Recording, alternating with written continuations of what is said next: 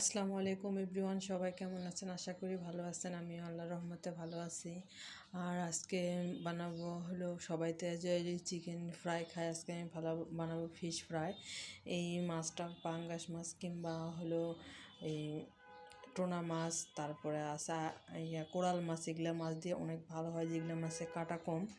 আর আমি তো আজকে নিয়ে নিয়েছি পাঙ্গাস মাছ, স্লাইস করে কেটে নিয়েছি। আর মাছ দিয়েও অনেক অনেক ভালো হয়, বোয়াল মাছ দিয়েও হয়। আর এই মাছটা আমি কেটে নিয়েছি, কেটে নিয়ে তারপরে এই যে যেমন চিকেন ফ্রাই সব মশলা দিয়ে মাখিয়ে এরকম করে মাখায় নিব। মাখায় নিয়ে এটা 10 মিনিট রেস্টে রেখে দিব। রেখে দেওয়ার পরে তারপরে আবার হলো আটার মধ্যে করতে হবে। সামান্য একটু আমি কর্নফ্লাওয়ার, তারপরে ময়দা, আবার একটু লবণ মরিচ সব দিয়ে মেখে নিয়েছিলাম। মেখে নিয়ে তারপরে এটার মধ্যে সবগুলো আর কি ডিমের মধ্যে আগে আটার মধ্যে চুলাবো, তারপরে যেমন করে চিকেন ফ্রাই